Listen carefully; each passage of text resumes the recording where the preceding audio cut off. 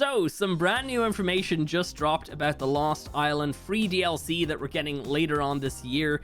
If you guys aren't familiar with all of this, basically it's a modded map currently. It's going to become an official map for everybody to be able to play on, and it's basically just like the ones in the past. Everybody already knows, like Ragval, Crystal Isles, all those ones have become official maps for free, and they've always brought in like a couple new creatures. With this one, we're getting 3. They chose the first one, the Amarkasaurus, Wildcard chose that.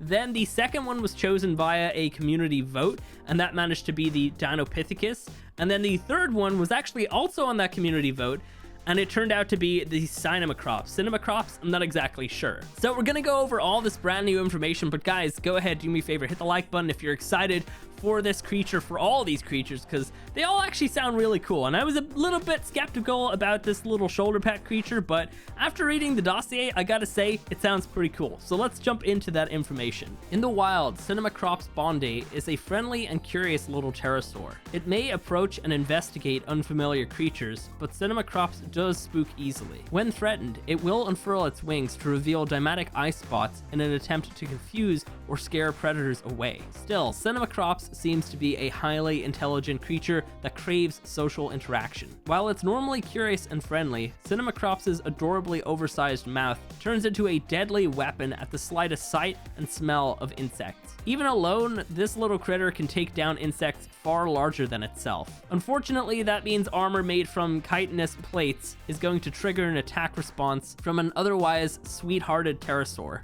Domesticated. Taming a Sinomacrops is fairly straightforward, in theory. Just feed them without scaring them. Once tamed, they absolutely love traveling with their humans, and prefer to cling to them whenever possible. Not only are they sociable, but they're fiercely protective once bonded. Any small creature approaching someone with a tamed Sinomacrops will be met with its flashing eye spots and piercing shriek. That's usually enough to stun an undersized interloper. For such a small flyer, Sinomacrops can carry surprisingly heavy loads. It can support the weight of a fully grown human adult, though it will struggle to gain altitude. Still, any creature companion that can double as a glider and a parachute is invaluable to anyone traversing an ARK, as long as they bring plenty of snacks for their new friend. Okay, so that's actually sounding pretty exciting. Let's break this thing down a little bit. So first of all, the whole kind of like butterfly theme that we have going on here is very interesting. I like that. I actually really like that a lot. So obviously, you know, that was probably not an actual trait of this dinosaur when it existed, but I mean, I kind of think that it would look really cool with some mutations, you know, we just have them like basically flash themselves with some crazy color patterns and stuff. You guys know how it is on this channel. We'll probably get some crazy colors on these little guys, but also like there's just a lot here to unpack as well. I mean, first of all, it's gonna freak out at you if it sees you wearing chitin armor. That is the most hilarious thing ever. It's like, no, you can't wear that around me. That's just a no-no. That is unacceptable, and it will just go after you. That is kind of hilarious. It's also kind of interesting because when you also think about the Amarkasaurus and the Dinopithecus, all 3 of these creatures have something against armor. So this little guy doesn't like chitin armor, fair enough. The Amarkasaurus has some sort of ability to do with its little like spikes that it shoots off, and something to do with them actually like damaging your armor. I'd have to refresh myself, but I know it does something like that. And then the Dinopithecus can throw poop at you and stop your tech armor from working. So like all 3 of these little dudes have something against armor, which is a weird little kind of theme going on with this map. I wonder if there's something deeper there, or maybe we're just kind of reading into it a little bit too much. Either way though, the fact that it will go after insects is great, because you're going to be able to just like have these things hunt down a bunch of like annoying bugs around your tames. If you're trying to tame something, everybody knows it's super annoying to have the little ants coming after you, but this could be really good to take care of them. But also it's gonna pretty much have like a Megatherium kind of ability. Maybe, I don't know if it gets stronger, but I mean, the fact that it will just like completely take down insects, and I guess it takes down insects bigger than it, so I guess it probably does have the whole rage thing from the Megatherium, which kind of sounds cool. I don't know, like a tiny little shoulder pet actually becoming useful like that sounds very interesting.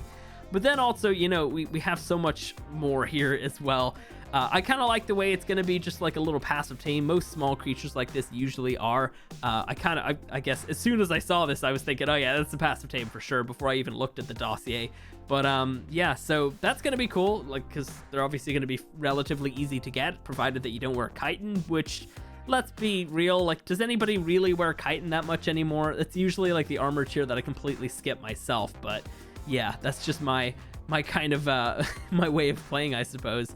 But yeah, let's talk about the fact that it's also going to stop small creatures from coming at you when it's on you.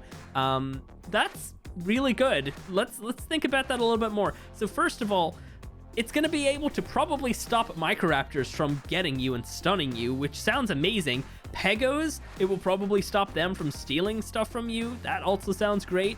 But like, I don't know, Compies as well. Like, there's a lot here. You know, there's a lot of really annoying small creatures that constantly come at you. So if they're made of chitin, it will go after them. And if they're just, you know, there anyway, it will tell them to go away. I don't know. All of this sounds great. So we're going to be able to stop Microraptors probably. And then also, you know, Pegos. That's going to be a creature that I might actually be using all the time because I hate both of those things. But yeah, so I don't know. What do you guys think about this creature? I think it actually sounds really cool. Also, it's a glide suit and it's a parachute as well. I mean, like, I didn't really expect all of this from this tiny little creature. When I first saw it in the poll, like, I didn't really like the idea that, you know, a shoulder pet would win the poll, because I thought, hey, like, let's put our ideas together and come up with something really cool. And I obviously wanted something rideable, which we got. I'm happy with that. But honestly, I have nothing against this creature or the community. You know, I know a lot of Spanish, like a lot of the Spanish community really had their backs behind this one, and they were all very disappointed when it didn't win. You know, absolutely nothing against that. I feel like people try to read into it a little bit too much. I don't think anybody was specifically hating on the Spanish community. I think people just didn't particularly like the idea of a shoulder pet winning the vote.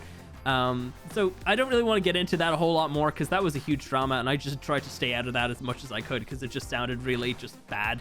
But anyway, yeah, I don't know. I'm actually excited for this creature, which is definitely saying something. I'm happy it didn't actually win the vote, because then we wouldn't be getting the amazing Dinopithecus, but I'm not annoyed that we're getting it, and it sounds really cool. Like, even like 10 times better than what we had in the vote, what was kind of being thrown up there as like a couple rough ideas. But yeah, it's interesting because the ARK devs, I think they said something along the lines of that they figured that a specific creature would win, and they kind of like worked out a bunch of ideas, and then that creature didn't win. So I imagine that that creature was the Sinomacrops.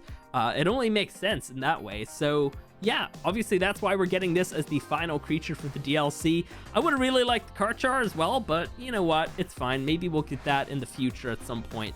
But yeah, I don't know. This little creature looks really cool. I love the patterns. I love all that. It's not so plain as it, you know, it seemed to be in the vote. But yeah, I don't know. I'm very excited for this dude. And yeah, this is going to be great. So we also have a couple more promo shots for the Dinopithecus. Let's talk about this a little bit because this is terrifying. Look how cool that thing looks. It looks absolutely terrifying as well. It's got just, I mean, it's just a full-on baboon. And look at the one in the background there as well. We have one on the bit of bamboo right there. Yeah, they look really big. They look really scary. We already know about these creatures. I won't go over all the information about them, but if you want, there's going to be videos linked down below for both the Amarkasaurus and the Dinopithecus in case you want to know about these guys. But yeah, that is terrifying. As you can see, it's absolutely dominating this player in some tech armor, and they seem to be covered in poop as well. So yeah, very excited for this. This shot really got me pumped. I'm very excited for this dude. And then, of course, we've already seen this photo before of the Marcosaurus. Very beautiful looking creature. Also really excited for this as well.